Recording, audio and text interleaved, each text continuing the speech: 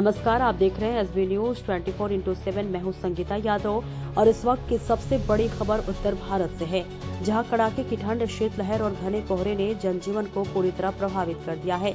Delhi NCR से लेकर उत्तर प्रदेश, हरियाणा, पंजाब, राजस्थान और बिहार तक कोहरे की मोटी चादर छाई हुई है, जिससे सुबह के समय दृश्यता कई इलाकों में 50 मीटर से भी कम दर्ज की गई है। नोएडा, गाजियाबाद, गुरुग्राम, फरीदाबाद, लखनऊ, कानपुर, आगरा, मेरठ, पटना और गया जैसे शहरों में हालात ऐसे हैं कि सड़कों पर चलती गाड़ियां मानो अंदाजे से रास्ता तय कर रही हैं। मौसम विभाग ने स्थिति को गंभीर बताते हुए कई राज्यों के लिए येलो और ऑरेंज अलर्ट जारी किया है और बताया है कि हवा की रफ्तार बेहद कम होने, वातावरण में नमी ज्यादा रहने और पश्चिमी विक्षोभ के सक्रिय होने के कारण घना कोहरा बन रहा है, जो सुबह और रात के समय और भी खतरनाक हो सकता है।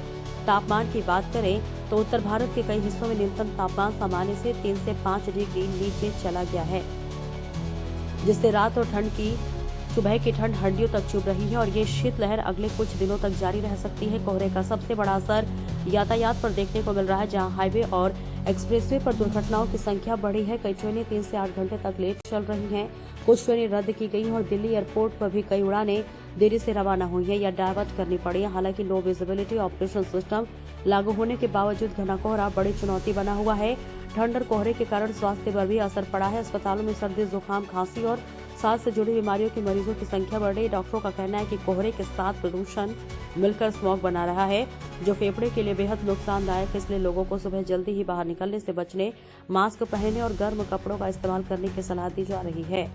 किसानों के लिए भी ये मौसम चिंता का कारण बना हुआ है, क्योंकि घना कोहरा सूरज की रोशनी को रोक रहा है, जिसमें गेहूं, सरसों और आलू जैसी फसलों की प्रभाव बढ़कर प्रभावित हो रही है। हालांकि कुछ नमी फायदेमंद होती है, लेकिन लंबे समय तक कोहरा नुकसानदायक साबित हो सकता है।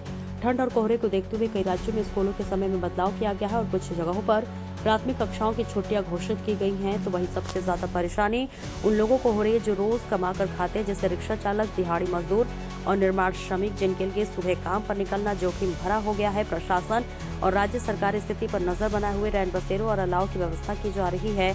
ट्रैफिक अलर्ट और हेल्थ एडवाइजरी लगातार जारी की जा रही है, लेकिन उसके साथ साथ आम लोगों को भी सतर्क रहने की जरूरत है। मौसम विभाग के अनुसार बात करें तो अगले 3 से 5 दिन तक उत्तर भारत में घना कोहरा बना रह सकता है। कुछ इलाकों में हल्की बारिश से थोड़ी राहत मिल सकती है, लेकिन ठंड फिलहाल जाने के मूड में नहीं है। ऐसे में आप सभी को वाहन चलाते समय फॉग लाइट का इस्तेमाल करें, तेज रफ्तार से बचें, बेवजह बाहर न निकलें और बुजुर्गों और बच्चों का विशेष ध्यान रखें, क्योंकि इस मौसम में सावधानी ही सबसे बड़ा बचाव है। इसके साथ ही हमें दीजिए इजाजत। 24/7 के लिए नमस्कार।